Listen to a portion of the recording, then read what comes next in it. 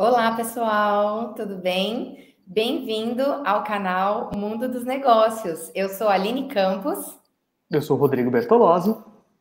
e hoje nós vamos abordar um tema super legal que é desbravando horizontes, né? Hoje nós vamos falar sobre cultura familiar, né, no empreendimento. Você já pensou em colocar a cultura da sua família no seu negócio, né? Ou falar sobre ela no seu negócio, trazer produtos sobre a sua cultura, né, na sua cidade ainda de origem, né? Hoje a gente vai trazer um convidado super especial para falar disso, né, Rodrigo? Exatamente. Fala pessoal, é um prazer estar aqui novamente com vocês. Espero que todos gostem bastante do nosso bate-papo. E, como a Aline muito bem disse, experiências são sempre bem-vindas. E aí a gente fica se perguntando: será que é possível? Será que deu trabalho? E será que isso existe realmente?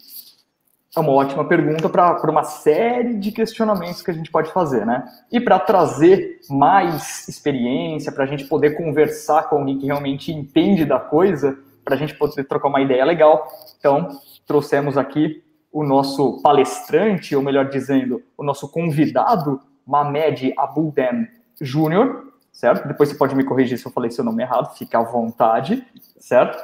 Prazer tê-lo aqui, seja muito bem-vindo. E, inicialmente, já gostaria que você falasse um pouquinho de você. Quem é Mamed? Bom, primeiro eu queria agradecer muito o convite. Eu gosto demais de bater papo, de contar essas coisas, porque a gente escuta a experiência de outras pessoas e acaba usando para a nossa vida. Então, é bom que a gente traga as coisas boas e ruins da nossa para ver se inspira alguém em algum momento. Então, Rodrigo e Aline, muitíssimo obrigado. É um prazer imenso estar aqui com vocês. E o Mamed é um engenheiro de Votuporanga, duplamente engenheiro, não bastava ter se lascado numa faculdade de engenharia, jurado que nunca mais sentaria na cadeira da faculdade, sentou de novo, fez outra engenharia, né? Sou engenheiro de produção como primeira graduação e sou engenheiro civil como segunda graduação. Tenho uma forte ação associativista com relação à engenharia, valorização de profissionais, sou conselheiro do CREA São Paulo e também sou diretor de relações institucionais do CREA, tudo isso por profissão e por paixão. Sou um empreendedor, às vezes um pouco sofredor,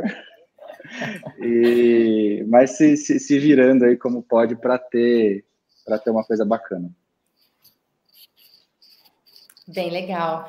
Mamed, conta pra gente, você abriu faz pouco tempo aqui em Votuporanga, né, o Empório Libanês, né, um novo estabelecimento. É a primeira vez que Votuporanga recebe algo assim, né, de uma cultura tão específica, né, da região árabe, com uma comida de boa qualidade, um ambiente de boa qualidade, com um serviço de alto nível, né, comparado com grandes cidades.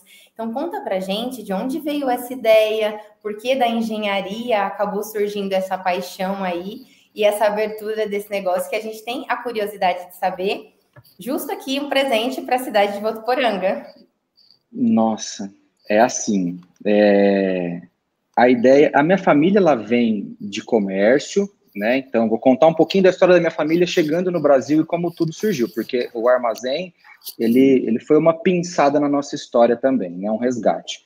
Minha família chegou no Brasil em 48, no Carnaval. Eu não lembro se foi na sexta de Carnaval, mas foi no Carnaval que minha família chegou no Brasil e foi até Votuporanga. Um irmão do meu avô já estava em Votuporanga. Quem é de Votuporanga há mais tempo, o João Batista Budim, é meu tio, né? Tipo, irmão do meu avô. E aí, chegaram em Votuporanga, esse irmão deu um apoio ali. O meu avô e o meu tio mais velho foram até São Paulo, abriram uma barraquinha de comida árabe na Rua da Cantareira, pertinho do Mercadão. E a hora que as coisas deram uma melhorada, eles voltaram para Votuporanga e abriu-se em Votuporanga o armazém Casa Libanesa, que era o armazém da minha família. Fica onde é hoje a padaria Peter Pão, ali na esquina da Santa Casa. Quem me conhece aí da cidade, minha família inteira cresceu ali naquele pedaço da cidade. Minha mãe mora ali até hoje, minhas tias moram ali. E aí, por decorrências da vida, de uma série de coisas, vendeu o armazém, aí virou padaria Peter Pão. Mas a nossa família viveu de comércio desde então. Esse meu tio mais velho teve comércio em Cidade do Leste, no Paraguai, atuava muito com comércio em Foz do Iguaçu, teve comércio em Rondonópolis, onde ele mora hoje. Meu pai viveu a vida inteira vendendo, né? Quando não vendedor de empresa, teve o carrinho de lanche dele lá, 25 anos, na esquina da Rua Amazonas com a Rua Acre, ali na Emplac. Então, a gente cresceu com o comércio. A gente foi sustentado pelo comércio, né? O que meu avô deixou de herança foi o comércio que trouxe para nós. E modéstia à parte, a gente se dá bem vendendo, assim, a gente consegue ter um traquejo legal. Meu irmão, então, pelo amor de Deus, né, o moleque parece que ele nasceu atrás do carrinho de lanche ali, ele sabe vender super bem. Então, a gente tem essa facilidade. Sempre quis ser engenheiro, agora vamos voltar para a atualidade. A minha mãe sonhava em ter filhos engenheiros, meu irmão também, engenheiro mecânico. E fiz a graduação, trabalhei na área, trabalho até hoje na área, né, menos, mas trabalho. E meu irmão foi fazer um intercâmbio e na saída dele para o intercâmbio, ele falou, eu quero voltar para o Brasil, mas eu quero ter um negócio meu, nosso, né, nosso daqui de casa. E vamos pensando. E eu acho que é importante falar que hoje tem a loja aberta, mas teve um fracasso aí no meio do caminho, né? Nós abrimos uma confecção de roupas femininas, a gente ia fazer a parte de administração, minha mãe ia ajudar muito na parte de moda, ela é costureira de alta costura, então ela sabe fazer essas coisas todas, mas a confecção não foi. Veio a pandemia, a gente, graças a Deus, não tinha soltado a coleção ainda, então não perdeu o estoque, o produto, a matéria-prima, né? Mas o investimento acabou ficando pelo caminho, porque ninguém vai comprar roupa mais, as pessoas começaram a comprar comida. E, por incrível que pareça, assim, veio a pandemia em março, a gente mais perto do meio do ano, ali, lá para junho, meu irmão falou, por que não a gente ter um comércio de comida? A gente cresceu com o papai vendendo lanche, sabendo como ele fazia as compras dos produtos ali para ele, e a gente sabe o que o lancheiro, vamos falar do lancheiro, que foi a nossa ideia inicial, né, nosso primeiro ponto. A gente sabe o que o lancheiro precisa, que a gente está do lado de cá, né, e a gente sabe vender. Então, a gente soma as duas coisas e vamos abrir uma distribuidora, né? Essa foi a ideia, a gente acabou procurando lugar na cidade, uma série de coisas, achou lugar, abriu a empresa, o CNPJ nosso é de outubro, mais ou menos, né, porque a gente fomos estruturando as coisas todas. E o lance todo foi que a gente ia ter distribuidora, e qual que é seu diferencial? Né? Porque se você tem um comércio, você precisa ter um diferencial, para a pessoa falar, vou lá nele comprar, ao invés de eu ir no vizinho. A gente ia trazer umas coisinhas da nossa cultura. Coisas pequenas, coisas poucas, né? E a gente ia fazer o quibe cru, que é receita de família, que a minha avó ensinou meu pai a fazer, que meu pai me ensinou a fazer. É uma receita nossa. Eis que, no dia da abertura da loja, a gente vendeu insanamente uma quantidade de quibe gigante. Eu liguei para o meu pai estava no hospital, falei, pai, eu fiz mais quibe esse final de semana porque você a sua vida inteira, eu tenho certeza absoluta disso. Ele começou a rir, e a operação nossa mudou nesse dia. A gente percebeu que as pessoas careciam de coisas diferentes, e a gente já tinha lá uma gama legal de produtos importados árabes, né, libaneses mais especificamente, e as coisas foram fluindo a partir daí. Cara, que sensacional. Então, só para a gente definir bem a coisa, você tinha uma ideia, né, de montar uma distribuidora para atender, sei lá, Votuporanga, no máximo? Isso, lancheiro, lanchonete, restaurante, era essa a ideia. E um extra desse diferente aí, do quibe, de um importadinho, um vinho, alguma coisa. Não, detalhe, Rodrigo, começou na confecção, aí não foi a confecção, não foi a distribuidora.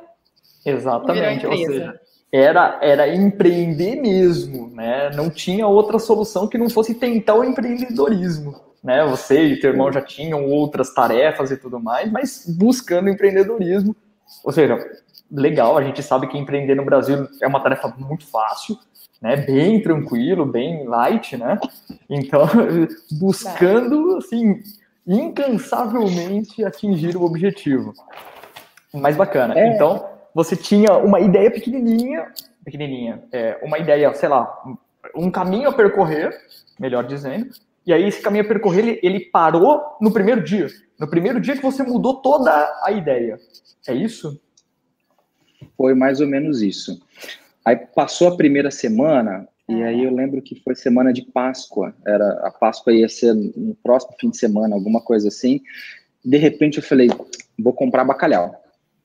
Fui atrás de importador, comprei bacalhau Gados Morrua, que é um bacalhau, o melhor bacalhau que tem, que não acha para vender em lugar nenhum no interiorzão, nesse interiorzão de nosso Deus aqui. Peguei a caminhonete, fui para São Paulo, lá numa biboca, buscar aquela caixa de madeira gigante, cheia de sal, com bacalhau lá dentro. Aprendi a cortar bacalhau, fazer posta, fazer lombo, desfiar. Aprendi isso no dia, na semana. Anunciamos que tínhamos bacalhau Gados Morrua na cidade. Sabe o que aconteceu com meus 50 quilos de bacalhau? Acabaram. Né?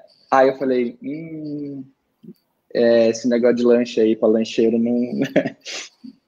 E detalhe, nessa semana aí do bacalhau, não sei se foi nessa, se foi na outra, a gente tinha um estoque de calabresa, de bacon. A gente perdeu o estoque inteiro. Que é uma coisa que, para quem trabalha com lanche, lanchonete, restaurante, usa bastante. A gente comprou umas coisas legais, né, uma quantidade razoável. A gente perdeu, entramos em desespero, assim, meu irmão falava, eu não acredito que nós estamos jogando isso fora, não sei o quê. Eu falei, perdeu, estragou, perdeu. E foi aí que a gente começou a sentir que as coisas não eram para ser distribuição, era para ser o que não vende em lugar nenhum, que não vende no supermercado, que não tem... Votuporanga tem alguns distribuidores para esse tipo de produto, não é o que essas pessoas vendem. E aí a gente ligava para o meu pai, contando como é que foi o dia, ele não podia ter a loja, né? Então a gente falava sempre por telefone, ligação de vídeo, e teve um dia que ele falou assim, para de mexer com isso aí. Esse negócio de mexer com lancheiro não vai dar certo. Vocês acertaram a mão desse outro jeito aí, ó. Essas coisas diferentes que vocês fazem. Então, mantém isso daí. E foi o que a gente começou a fazer. Encostamos lá no fundo a parte de distribuição, fomos vendendo, permutando até, e fomos focando cada vez mais em coisas diferentes e buscando dia a dia fornecedores de coisas completamente diferentes. E é o que tem dado certo. Olha, pelo que eu vi, foi um feeling muito grande, porque eu acho assim, alguns empresários, às vezes, tem a ideia fixa naquela coisa, não deu certo, fecha porque aquilo não dá certo. Não, vocês seguiram o feeling, né? Chegou a pandemia, vamos fazer algo de alimentos, vamos pensar na distribuição. Votuporanga tem muito, né, pessoa que compra e transforma, né, o alimento, né, os transformadores, o pessoal do food service e tal. E aí você viu que o que deu foi aquele tipo de alimento, aquele tipo de consumo, e você seguiu aquilo, foi um feeling empresarial também. Talvez a gente tenha insistido um pouco na coisa errada, tá? Em que sentido? Eu fui procurar alguns empresários da cidade que me ajudaram demais, assim. Eu fui pedir ideia, fui perguntar onde buscar um fornecedor de geladeira, de estufa, desse tipo de estrutura. E aí uma dessas pessoas... ela pegou e falou assim, mas qual que é o seu diferencial? Ela foi até um pouco grossa comigo, assim, eu senti, na verdade eu não estava sendo, é que eu que estava mais delicado ali, né? E aí eu falei, a gente vai trazer umas coisas diferentes, né? Um negócio árabe diferente, um negocinho ali. E ela falou, tá, mas e o diferencial? Porque eu sempre focava no food service. E o diferencial era essas coisas diferentes. E a gente não quis enxergar isso lá atrás, e insistiu nisso, não que deu errado, a gente tá conseguindo, a gente até vende food service, acontece de vender, né, tem coisas que tem distribuidor que acaba não tendo, o pessoal corre lá na gente, sabe que a gente tem uma coisa ou outra, mas o diferencial sempre foi isso, e a gente tentou deixar ele como segundo plano. É legal. Cara, fantástico, isso é muito bacana, essa ideia de mudar no meio do caminho, você alterar, se transformar, a gente sabe o quão difícil é para as pessoas, né? Você imagina para os negócios, para isso acontecer. Então, putz, muito bacana. Hoje, de maneira rápida aí, qual que é o teu público? O que você atende?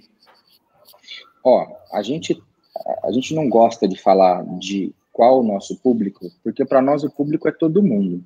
Acontece algumas coisas que as pessoas ficam um pouco ressabiadas de, às vezes, ir lá, porque fala, pô, é uma loja que só tem coisa cara, é uma loja que não é para eu entrar. Às vezes as pessoas ficam um pouco assustadas com a fachada e falam, não, isso é loja de granfino.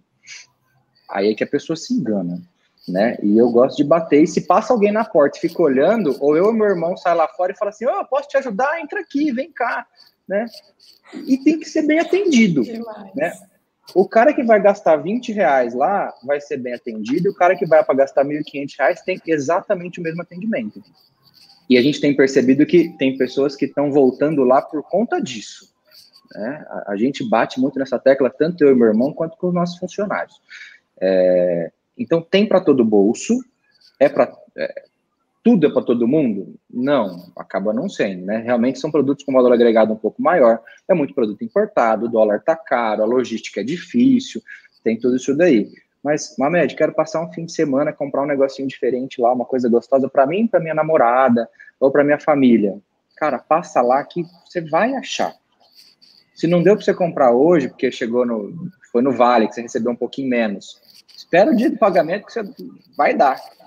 Vamos lá conversar que você vai encontrar bastante coisa assim. Sabe uma coisa que me chama atenção, até vindo de encontro com isso que você disse? Tudo bem que eu te conheço faz tempo, mas não é nem essa questão, porque eu não conhecia teu irmão, né? Sempre ouvia você falando, e me parece, e com os funcionários não é diferente, que a forma da tratativa a ser abordada é uma coisa que nós não temos aqui no interior, certo? Porque São Paulo, por exemplo, você vai num lugar, o pessoal é especialista em ser garçom. Então é a profissão do cara, por exemplo, ou ser um atendente, ou ser, sei lá, certo? Aqui a gente se depara muito com bico nesse sentido, né? Então o cara, ele tá lá só para aumentar a renda e tudo mais, mas ele não tem aquela profissão. Então a gente tem um atendimento muito precário ainda, vamos dizer assim, nos chama atenção atendimentos bons. E em qualquer tipo de local, certo? Seja no cabeleireiro, seja no supermercado e assim por diante. Mas me parece que a conduta de vocês lá é uma conduta amigável, certo? Você faz com que as pessoas se tornem amigas de indicar, de ouvir sugestão, de ouvir uma indicação, de ir buscar ou de dizer, olha, isso aqui infelizmente não tem como. E não é mais ou menos isso? Não sei se era a intenção inicial ou é porque vocês são assim, mas rola isso, não rola? Rola exatamente isso. Você é a primeira pessoa que dá um feedback nesse sentido. E é verdade. Talvez os funcionários, eles captam isso muito de mim e do Pedro. Nós somos assim. Não vou falar que era a intenção. A nossa intenção é atender bem. Esse gingado da amizade, ele vem junto. E aí o funcionário observa. E às vezes o funcionário fez uma entrevista recente lá e ele fala assim, mas eu não conheço nada disso aí, como é que eu vou fazer para vender? Falei, você vai oferecer o que você não souber, você vai falar assim, espera só um minutinho, eu ou o Pedro vai estar lá, você vai perguntar para nós, a gente vai dar o auxílio no seu atendimento, e o cliente, ele vai entender que assim, não é porque você não sabe que você não está vendendo bem, que ele está vendo que você está buscando isso, você quer atender ele bem, você não quer falar coisa errada, não é vergonha nenhum perguntar. Então os funcionários ficam muito tranquilos em não saber, mas buscar saber. E o cliente, por mais que ele, se às vezes ele torce a boca no primeiro momento, ele vai falar, poxa, mas o cara não quis me falar uma coisa, uma informação qualquer aqui, só para eu levar, e ele foi buscar para eu poder comprar o produto mais assertivo. Né? Então a gente leva muito isso ao pé da letra, assim. Que legal. Eu tenho uma curiosidade, vamos supor, para você administrar a distribuidora, ela seria um pouco diferente do que é a loja ali, com todos esses produtos mais específicos e tal. Qual foi o seu maior desafio desde que você abriu o Empório até agora, que você falou isso? Eu tive um pouco mais de dificuldade nesse sentido, ou em administrar, ou com os colaboradores, ou com o negócio em si, com produtos, com ter um feeling em relação a alguma coisa sobre o Votuporanga ali, que você precisava dar um reflexo ali sobre aquilo no seu negócio. Qual foi a maior dificuldade que você viu como empresário e que você passou isso à frente, assim, deu certo? A maior dificuldade foi quando a primeira compra da loja foi um parto, é igual a primeira compra de casa. Se alguém já montou casa aí, sabe como é que é você chegar no supermercado e precisar comprar tudo. Vai ter um monte de coisa que você não vai usar, vai ter coisa que você vai perder porque ficou lá e que venceu, e vai ter coisa que vai faltar, que você vai falar, por que eu não comprei? Aconteceu exatamente isso. A gente tentava ter produtos mais baratos e mais valor agregado, só que tentava, assim, os de maior valor agregado. O que a gente consome. Se eu consumo isso, eu quero oferecer isso para o meu cliente. A parte de laticínio, por exemplo, não vendeu nada. Requeijão, iogurte. Ó, a gente levou tudo para casa e comeu, porque não vendeu. Por que isso acontece? Porque vende no supermercado. Vendendo no supermercado, a pessoa tá lá fazendo a compra do mês dela, e tem mais a pandemia, que ela não quer passar em 2 lugares, ela aproveita e compra lá, né? Então, esse foi uma frustração que a gente teve, porque são coisas que nós consumimos, e a gente queria oferecer com mais facilidade para o cliente. Aí, com relação a produtos diferenciados, achar fornecedor disso. Porque, olha, a gente descobriu que... Por que nunca teve nada parecido em Votuporanga? Porque é um parto conseguir achar. Aí você tem um parto para conseguir achar, você tem um parto para conseguir levar para Votuporanga, e aí o custo vai subindo e vai explodindo o seu custo, e aí o cara vai falar, pô, eu não vou pagar esse preço num negócio desse. Não vai.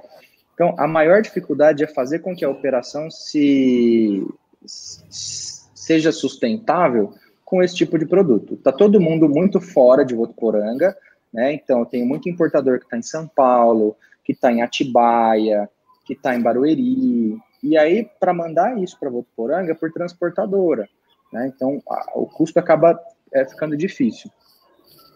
E é difícil achar eles também. Você tem que garimpar muito. Então, assim, eu rodei muito São Paulo, eu fui em muito restaurante, eu fui em muito empório, eu comprei muita coisa para minha casa para poder saber para que lado que eu tinha que ir, né? E com relação à administração da loja, entre ser distribuidor e ser a loja, não vou pontuar nesse canto, mas vou falar da administração no geral. Saber o que fazer. Pasme, sou engenheiro de produção, aprendi 1.500 ferramentas na faculdade, amo a produção, assim, eu sou mais produção do que civil. E aí você senta na cadeira e você fala, e agora? Eu faço o quê? Eu vou para onde? Né? E aí chegou num ponto que uma das nossas fornecedoras pegou e falou, liga para o Sebrae. Ligamos para o Sebrae, e o Sebrae que tem dado, assim, um apoio sensacional. E é um apoio que você vai falar, parecia tão óbvio. Quando eles falam, parece tão óbvio. Você fala, mas por que eu não usei isso antes?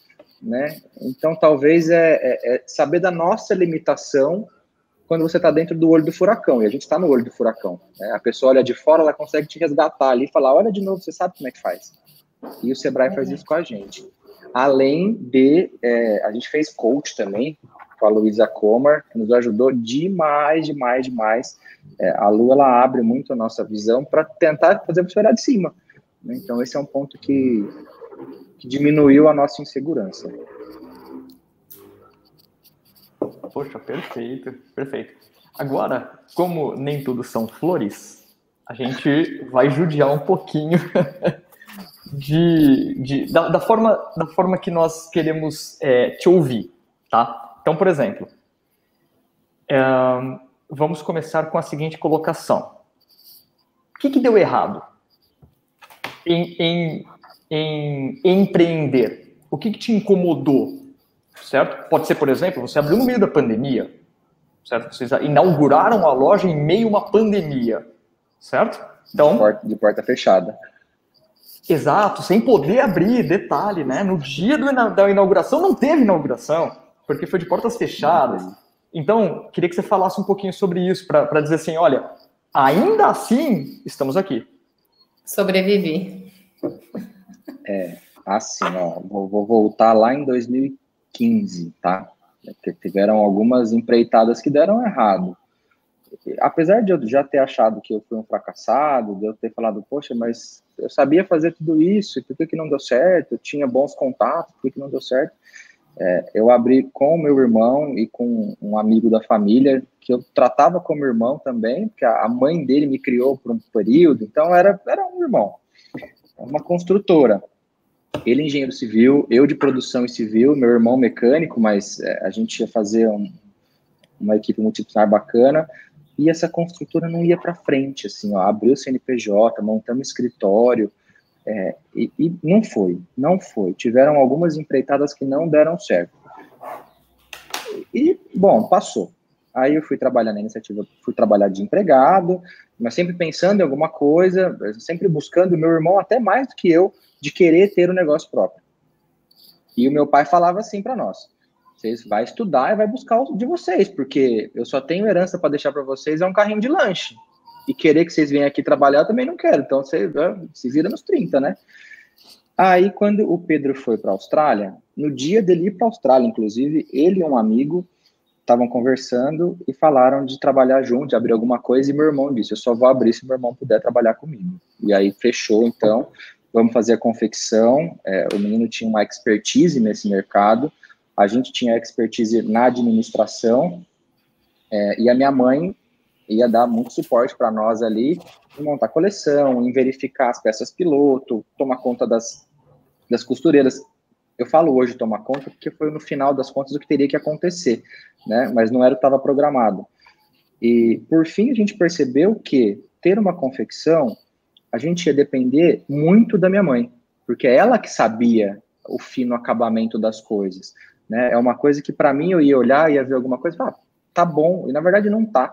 E roupa, ou ela tá de extrema qualidade, ou a pessoa não vai comprar mais de você, né? Você perde aquele cliente para sempre. E a minha mãe é professora, ela não tem condição de dar essa atenção toda para nós, né? O Pedro voltou da Austrália, a gente trabalhou esse ano que ele estava fora todinho em cima disso, fizemos compra de matéria-prima, de tecido, fizemos os pilotos da coleção, então a gente perdeu o tecido só da peça piloto. A minha mãe estava mega triste, ela falou assim: não tá legal, o acabamento não tá bom, não sei o que nós vamos fazer, tô super preocupada, porque costureira é difícil. Pumba, fechou a pandemia. E agora? Bom, agora tira o pé, vamos esperar as coisas caminharem, né? Então a confecção foi um segundo baque. E a gente investiu uma quantidade legal ali, tinha um universo grande para crescer, né? E infelizmente não deu certo. Então essa foi a grande dificuldade que a gente teve, que não foram as flores. E com relação à loja, o que não foi flor foi realmente perder muito produto, né? A gente entender que o supermercado vende, a pessoa não vai na minha loja comprar, ela vai no supermercado, ela está fazendo a compra de mês dela, ainda mais por causa de uma pandemia, ela não vai sair 2 vezes, ela vai sair uma só. E ter aberto no meio de uma pandemia, assim, a gente se achou muito louco, insano, vou falar até retardado, tá? Desculpa o peso da palavra. Eu falo: cara, que juízo que nós temos de fazer isso. Todo mundo fechando e vocês abrindo, entre aspas, né? Exatamente, que juízo. Mas vamos lá, colocamos a nossa vida lá dentro, o que tinha, o que não tinha, por esse propósito, por estar trabalhando num ramo que realmente eu e o Pedro conseguiríamos tocar sozinhos. Óbvio, a mãe ajuda, o pai ia ajudar, óbvio, mas a gente consegue fazer, a gente sabe fazer, a gente não depende de outra pessoa vem para somar, não para ser o deesteio, né? Então foi isso. E teve o grande baque do meu pai.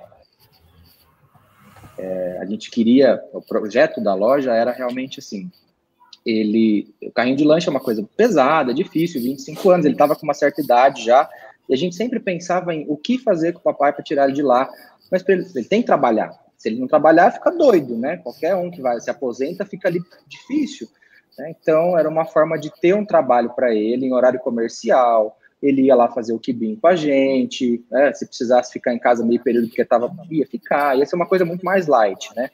E a gente abriu 25 de março, meu irmão e a Júlia, minha esposa, até falam assim: puta, data do comércio, né? 25 de março. E no dia 12 de abril, meu pai foi embora. Esse foi o pior baque. Exatamente. Agora você definiu muito bem, né? Mas uma coisa que também transparece, tenho certeza que todos podem notar isso, é que como a família faz é engraçado porque a gente sempre vê acostumado a ver empresas familiares, né, nascendo e tal, mas não com essa sistemática tão grande que era para ser assim desde o início, né? Então, nossa, isso é muito legal e talvez seja por isso que o sucesso já acontece né? Dessa maneira, que seja num complementando. Né? Eu acho que um ponto legal de ressaltar aqui, dessa questão familiar, quem põe a mão na massa, nas comidas que a gente faz, nas coisas frescas que a gente vende, sou eu e o Pedro. Mas ninguém põe a mão nisso. Aí você vai falar, Mamed, você está guardando as 7 chaves da receita da sua família? Não, meus funcionários estão na cozinha comigo, eles vêm eu fazendo, não é... Se quiser copiar, é só olhar. Né? Mas o que a gente quer passar para as pessoas é o nosso amor pela comida, por servir essas pessoas, a nossa cultura, ou a nossa mão naquela comida.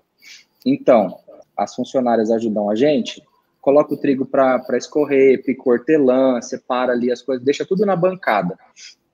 Na hora de pôr a mão, de sovar o quibe, de fazer as coisas, sou eu e o Pedro que fazemos. Então, qualquer comida que vocês passarem lá para comer, tem o nosso amor ali. Gente, eu ia perguntar se você sabia fazer a receita. Essa era a minha próxima pergunta. Sim, e a gente faz questão de fazer. É isso aí, mão na massa, né? Porque a gente não ensina a fazer o pão, o padeiro a fazer o pão, se a gente nunca teve essa experiência, né? Não ensina a mulher a limpar a casa se nós nunca limpamos. Então, é isso aí. É muito amor já na comida. E a gente faz questão de sermos nós fazendo. Então, se você passar num sábado lá, que é um dia que tem movimento maior, e a gente fez quibe 4 vezes no dia, os 4 quibes vão estar idênticos e vai ter ou a minha mão ou a mão do Pedro. Que lindo. Literalmente, né? Literalmente. A gente se reveza, ó, fica aí que eu vou fazer o quibe, ele fica lá na frente, eu vou pro fundo, ou vice-versa, e tem nossa mão. Maravilhoso. Eu queria fazer uma pergunta. Dá para ver por que deu certo, né? Que a receita de vocês, né, no sentido administrativo e emocional da coisa, fez tudo dar certo. Não tem como não se apaixonar, né? Eu não conheci pelo Rodrigo, porque eu não morava aqui antes, né? Voltei para cá agora depois de muito tempo. E eu já fiquei apaixonada pelo estabelecimento, a comida e tudo mais. Então, o atendimento, né? Então, não tem como não gostar. Sua receita deu certo. E aí você falou sobre a pandemia, né? Que você abriu aquela loucura, né? No meio da pandemia e tal. A minha pergunta é, sua visão de empresário, qual foi a sua visão sobre Votuporanga na época agora da pandemia? Você acha que as empresas, as lojas, eles se adaptaram? Eles tiveram um bom serviço? Eles conseguiram fazer um atendimento online ou ainda teve lugar que faltou? Qual é a sua opinião? Você sabe que você acha que os empresários votuporanguenses se sobressaíram bem sobre essa situação ou ainda faltou um pouco desse feeling igual você teve em algumas situações aí para a pandemia também? Eu acho que, vou falar generalizado, né? Eu acho que sim. Por quê? É só você andar por Votuporanga e ver que pouquíssimos lugares foram fechados, né? E alguns foram abertos. A pessoa fechou por incompetência? Não, tiveram N outros fatores, né? A gente não pode julgar o que aconteceu. E ficou difícil para todo mundo, né? Então, com relação a esse atendimento, do pouco que eu fico aí, que eu observo, dos lugares que eu consumo serviço ou produto, eu acho que sim. Tá? Acho que se saíram muito bem, perto do que a gente vê pela região. Às vezes, estando em São Paulo, perto do CREA, você anda e tem restaurantes assim, ó, de balde que fecharam. E eu morro de dó, porque a pessoa também depositou a vida dela, ela pode ter errado em algum momento, mas ela depositou uma fé, depositou dinheiro, depositou um monte de coisa. Né, e acontece de fechar. E Votuporanga a gente vê que as coisas não acontecem com essa mesma velocidade, com essa onda tão grande, né? As pessoas conseguem ali se adaptar e aperta, e o impacto é bem menor. E eu gosto muito de Votuporanga por causa disso. Bacana. Nossa, eu estava totalmente ligado aqui, eu estava pensando eu só não te cortei, mas estava quase que... Eu sei o quanto você gosta de Votuporanga, apesar de nunca termos conversado sobre isso, tomando uma cerveja, por exemplo, né? Mas nunca conversamos exatamente sobre isso. Mas a pergunta é em relação a isso. O quanto você gosta da cidade, por mais que você já tenha ido para fora, como teu irmão e tudo mais. Quanto você acha que esses laços do interior fazem diferença no caráter, na empresa e tudo mais para vocês?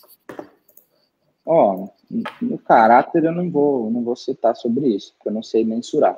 Mas o quanto eu gosto da cidade, eu nasci aí, e a gente sempre acha que a grama do vizinho é mais verde. Isso é um fato em qualquer situação. Quando eu fui fazer faculdade, eu fiz faculdade em Maringá, eu saí de Votuporanga falando, eu não volto para Votuporanga, não tem espaço para mim aí. Né? Queria ir para São Paulo, queria trabalhar em São Paulo. Fiz um monte de processo de trainee lá, me frustrei com um monte de coisa, então não era empreender, mas também tomei paulada. Né? E por fim voltei, e quando eu estava me formando, a cidade já tinha se desenvolvido muito. Eu acho que as administrações que passaram por Votuporanga lá de 2000 para frente, 2004, por ali, né? A cidade se estruturou e fez um boom muito grande de investimento, de uma série de coisas. Ficou uma cidade boa para se voltar. Então a gente percebeu o êxito de votuporanguenses indo para fora, e ali eu acho que deu uma parada, deu uma freada e começaram a voltar para Votuporanga. E comigo não foi diferente. Né? Eu sou completamente apaixonado por Votuporanga. Eu me sinto num porto seguro estando aí, de verdade. A minha família está aí, eu nasci aí, minha família que veio de fora se estabeleceu aí. Foi Votuporanga que deu tudo o que a gente tem hoje. Tudo, completamente tudo. Minha esposa trabalha, nossa casa se sustenta com o que sai daí. E a gente tem que devolver para o nosso lugar o que ele dá para nós.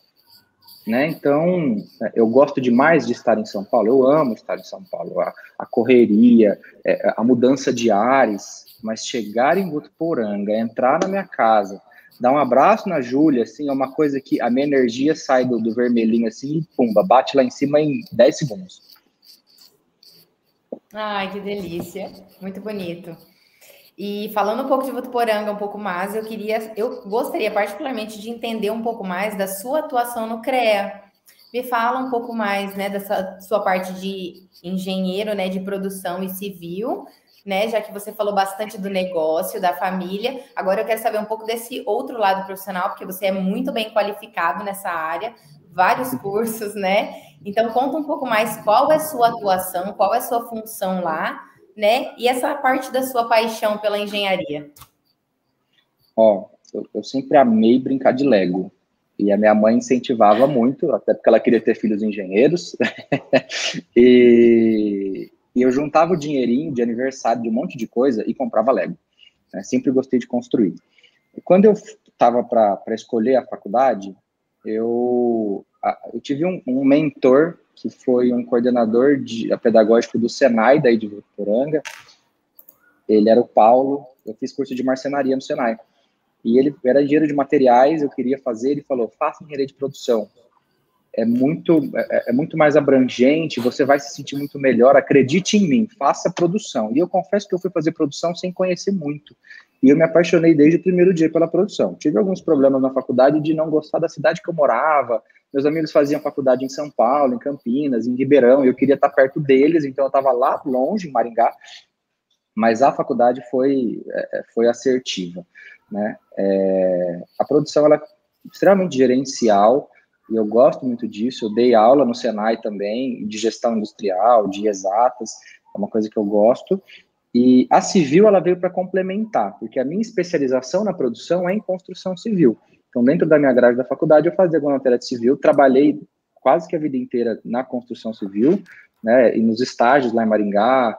Quando voltei para Votuporanga, fazia loteamento, trabalhei na Pacaembu, aí, que fez as casinhas, então quase 2.000 casas, participei da construção dessas 2.000 casas, e a civil complementou, né? E eu sempre fui muito associativista. Em que sentido? Na época de escola, Grêmio, na época de faculdade, empresa júnior, e depois não foi diferente. Eu fui convidado pelo Rafael, o Rafinha, aí de Votu, a participar da Associação dos Engenheiros. Cheguei lá, falei, poxa, é um ambiente que eu gosto disso aí, hein? Né? E qual que é o intuito da Associação de Engenheiros? É valorizar a profissão, defender os interesses dele na cidade, na região, e impulsionar isso, e capacitar esse engenheiro, né? O cara, às vezes, dá um curso que ele não tem condição de pagar, faz um in-company ali, faz um negócio, E eu entrei em agosto na associação. No final do ano, eu precisava ter eleição, não tinha presidente para assumir. O Marco Aurélio da Avanço falou, eu só assumo se vocês me ajudarem. Isso estava eu e o Gabriel, que hoje é o presidente. A gente falou, nós estamos juntos, a gente não podia ser da diretoria, mas a gente fazia o trabalho pesado. E a gente foi pegando mais gosto e fomos crescendo na associação, ajudando todo mundo a crescer na associação e pegando gosto assim por diante. Quando o Marco saiu e venceu o prazo regimental dele de presidência, eu assumi a presidência, fazendo faculdade de engenharia civil, então eu trabalhava o dia todo, fazia faculdade à noite e tocava associação. O Thiago Delpino foi meu vice-presidente durante meus 3 anos de mandato, me ajudou pra caramba. Eu abria a reunião da associação, dava 7h30, 7h40, eu corria para a faculdade, semana de prova ele fazia associação para mim, né? Então, foi tudo isso. Aí, diante disso tudo, a gente começa a ter contato com o CREA São Paulo, que é o Conselho Regional de Engenharia. Né? Por quê? O CREA tem, nas associações, um braço de valorização dos profissionais, de defesa dos interesses desses profissionais, de capacitação desses profissionais, de auxílio na fiscalização da Justiça da Engenharia, e a gente foi estreitando laços, associação, CREA São Paulo, e a gente vai ganhando espaço. O Votuporanga hoje é uma das associações que eu ouso dizer que é a associação que mais tem atuação no Brasil com relação à atividade associativista. Por quê? Nós temos reuniões todas as quintas-feiras, faça chuva ou faça sol. Eventualmente acaba não tendo, mas tem. As associações, no geral, fazem a cada 20 dias, uma vez por mês, a cada 3 meses, a associação que faz. E Votuporanga, os antigos nunca deixaram que a associação ficasse a cada 15 dias, uma vez por mês. Quiseram sempre que tivesse todas as semanas. E a gente se lascou para conseguir arrumar pauta para toda quinta-feira você sentar a bunda lá e ter coisa para discutir, e coisa produtiva. Não adianta você sentar lá para tomar um guaraná, depois tomar uma cerveja e fazer um churrasco. Tem que ser produtivo, tem que ser ganha-ganha. Todo mundo tem que ganhar alguma coisa. E aí, em 2018, eu fui convidado a fazer parte da chapa do IPEA, que é o Instituto Paulista de Entidades de Engenharia e Agronomia, que é como se fosse uma federação das associações do Estado de São Paulo. Então, eu fui diretor administrativo e depois eu fui presidente interino. E fui coordenador do Colégio de Entidades Regionais do CREA São Paulo, que é um colegiado que ele é só consultivo, não é deliberativo, que reúne os presidentes de todas as associações do Estado. Né? Paralelo a isso, acabei sendo coordenador adjunto do Fórum Nacional dos Colégios Regionais, e em 2020 eu me tornei conselheiro do CREA, e agora em 2021 eu disputei a eleição para a diretoria, e sou diretor de Relações Institucionais. Então, meu trabalho hoje, dentro do CREA São Paulo, é bem institucional, é buscar parceria, trazer soluções, coisas tanto para a instituição, quanto para os profissionais em parceria com os demais diretores, diretoria técnica, valorização profissional, enfim. O nosso foco é o profissional e a defesa da sociedade. Então, a gente está sempre buscando soluções e ações que possam facilitar a vida dele, seja no dia a dia de trabalho, seja no dia a dia aqui dentro do Conselho. Uma experiência muito vasta nessa área, né? Parabéns por todo esse caminho trilhado. Obrigado. Sem dúvida. Uma coisa que é louvável de se ver é o que você disse anteriormente também, você não, a pessoa, né, ter a consciência de que o local a que fornece tanto para ela também tem que ter esse feedback, né? Não tem que ter, mas é muito gostoso, né? Uma experiência muito legal e vem muito de encontro com o que nós estamos tentando fazer aqui, né? Com a ideia do canal, com a ideia desses bate-papos e tudo mais, é exatamente isso. É você trazer informação, é você trazer experiências, bate-papos descontraídos para que as pessoas possam ter isso, né? Vivenciar um pouquinho, um pedacinho do que a gente acaba vivenciando todo dia, né? Então, puxa, veio assim muito de encontro tudo isso, muito legal. Mas nós estamos nos encaminhando aí para o final, certo? E da minha parte tenho mais uma perguntinha para te fazer, certo? Mamed daqui a 5 anos. Mamed no futuro, daqui a 5 anos é muito preciso, né? Mamed no futuro, certo? Empresa, Empório Libanês no futuro. Qual que é a ideia? O que você vislumbra? Franquia? Nossa. Será que vem por aí uma franquia, gente? Por que não? Eu fiz essa reflexão com a Júlia recente, de coisas da nossa vida pessoal, né? A gente falou, nossa, não vai dar, não sei, assim, vendo muitas dificuldades. E aí eu parei e falei, pera, nós estamos olhando para o futuro com a visão que a gente tem hoje. Hoje, realmente, algumas coisas não são possíveis. Mas vamos olhar hoje para 5 anos atrás. Quem éramos nós 5 anos atrás? Vamos tentar pensar com aquela cabeça se a gente chegaria onde a gente está hoje, olhando naquela visão. Ela só falou assim, impossível imaginar que estaríamos aqui. Falei, então eu não quero projetar daqui 5 anos alguma coisa que seja possível. Eu quero que ela seja impossível tanto quanto 5 anos atrás para chegar onde eu cheguei.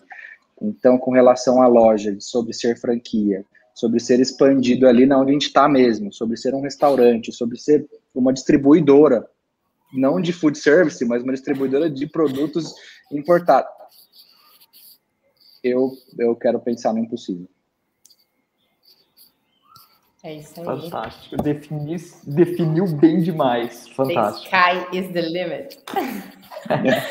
É isso aí. Nós gostamos de ouvir essas visões. Eu particularmente adoro, porque às vezes a gente visualiza, né, aquela pessoa lá, né, lá longe, Barack Obama, Bill Gates, aquelas coisas lá. Não, gente, é a realidade aqui. Olha que cara empreendedor, que visão legal, né? Que não tem limite, né? Vamos ver o que pode ser feito. Isso é muito legal. Eu fico muito feliz da gente ter pessoas assim em Votuporanga, e principalmente de estar aqui entrevistando. Para mim é um prazer. Muito obrigada por você ter aceitado o nosso convite.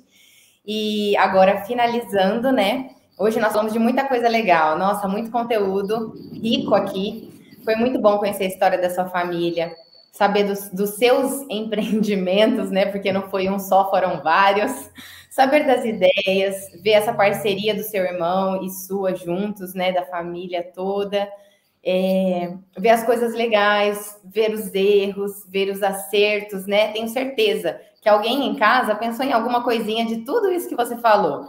Teve uma ideia para fazer algo diferente, ou amanhã já vai pensar em algo diferente para o próprio negócio. Então, acho que essa é a ideia do nosso canal aqui, né? Do Mundo dos Negócios. Realmente é trazer ideias, histórias bonitas, histórias assim igual a sua, que vão inspirar a todos que estão assistindo, porque isso é uma inspiração, né, para todos nós. Então, eu gostaria que você falasse primeiro, para a gente fechar aqui, quem é uma das pessoas no qual você se inspira, né? Pode ser uma pessoa ao seu lado, pode ser alguém que galgou coisas mais altas. E deixar aí o seu contato, né? Deixar o telefone do seu negócio e fazer um fechamento, né? Falar um pouquinho aqui para nós também a dica que você dá para as pessoas que querem conquistar o que você conquistou, seguir um caminho assim de realizações. Eu vou falar primeiro da dica, que ela tá na ponta da língua para eu falar. Nunca compare o seu bastidor que você está enxergando, com o palco dos outros. Porque você não sabe como é que foi o bastidor daquele cara. E ele pode estar tão inseguro e tão cheio de dificuldades quanto você, mas ele não transparece, e você deve fazer a mesma coisa. Eu não falei aqui na nossa conversa o tempo todo, mas o Rodrigo, além de meu amigo, é meu parceiro, e ele sabe das choramingadas que eu tem vezes que ligo assim para desabafar e falar umas coisas que, óbvio que ninguém que for lá na loja eu vou falar isso para as pessoas, porque é o meu bastidor, e os meus parceiros vão estar nos meus bastidores. O Rodrigo é um cara desse. E quando a gente vai se inspirar em alguém, sempre me vem uma coisa na cabeça. Vou falar do meu pai, óbvio, é um clichêzão, mas quando eu assisti o filme Dois Filhos de Francisco, que o seu Francisco fala lá que doido era nós, que acreditava naquilo, né, e fez o impossível pelos filhos. A gente percebe que, óbvio, sempre com o pé um pouco no chão, tá? Não é só ser um sonhador e sair fazendo bobeira por aí. Mas tem que ter um pouco de loucura, tapar um pouquinho do ouvido Porque se a pessoa que está te julgando demais ali, isso também é um clichê que eu vou falar. O que ela construiu? Escute pessoas que construam, não pessoas que apontam sem ter nada. Né? E isso é difícil, porque às vezes as pessoas apontam, elas estão do seu lado, elas estão dentro da sua família. Né? Seu melhor amigo às vezes apontou o dedo para você ali, mas o que ele fez? Será que ele não está falando só porque ele quis fazer o que você está fazendo e ele não fez? Né? Então, saiba filtrar muito tudo que você vai ouvir. Inspiração, meu pai, óbvio. Eu me emociono falando disso aí. É um cara que formou 2 filhos lá na esquina. Então, ser uma porcentagem do que ele foi, puta, vai ser foda. E em pessoas que deram certo. Nunca olhe para pessoas que não deram ou que não fizeram. Olhe sempre para os que deram certo. Sempre. É igual de casamento. Ah, mas você vai casar, mas casamento eu não sei o quê. Por que você vai ver a pessoa reclamando do casamento? Escuta as pessoas que deram um casamento certo. Olhe sempre para frente, nunca olhe para trás. Né? Eu acho que essa é a grande dica. Olhe sempre para frente. Escute quem quer que você cresça e quem deu certo. Esse é o caminho. E sobre meus contatos... a loja fica na Avenida do Vale do Sol, 5090, do lado do Bosque da Saev. O telefone lá 34235648, o DDD 17, também é o WhatsApp, telefone fixo. E o nosso Instagram, que é o que mais bomba, é o @libanesarmazém.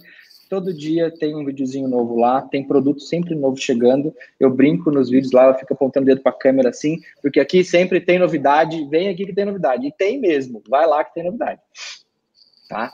A Aline, para quem não sabe também, mandou um WhatsApp lá esses dias, falando assim, me passa o cardápio. Falei, não tenho cardápio. E ela ficou até meio assim, como você não tem um cardápio? Não, eu não tenho, porque a experiência que você vai ter de indo lá na loja vai ser completamente outra coisa. Você olhar uma lista de produtos, você não vai saber o que eu tenho. Você chegar lá e ver as tendas temáticas, ver as composições das coisas, é essa experiência que eu quero que você viva. A Aline e quem vai lá na loja também agora. É isso aí, tá todo mundo convidado. Coisas. Isso. Meu Instagram, @mamedjunior.ad, meu telefone também, quem precisar aí, pede pro Rodrigo, pede pra Aline, conta comigo, o que eu puder ajudar, contem comigo de verdade. Eu quero que todo mundo cresça, porque quando a gente cresce junto, a gente está feliz e todo mundo sai melhor. E é isso. E agradecer imensamente, Rodrigo e Aline, que foi, assim, uma delícia estar aqui com vocês. Uma delícia para nós. Muito obrigada pela participação. Eu fico muito feliz, Rodrigo também, tenho certeza. Foi um show de entrevista. Sem dúvida, a gente sabe o quanto você tem um tempo corrido, preciso naquela semana, e aí você tirou praticamente 1 hora do teu dia batendo papo, nem em Votuporanga você está, então teve que se alocar aí da maneira que era possível para isso, então fica o nosso muito obrigado. Com certeza vão ter mais participações, esperamos que você se sinta bastante à vontade para participar de novo com a gente, certo? E muito obrigado mesmo. Valeu. É isso aí. Obrigada, pessoal. Contem comigo. Obrigada, Med. Até a próxima. Um grande abraço, gente. Tchau.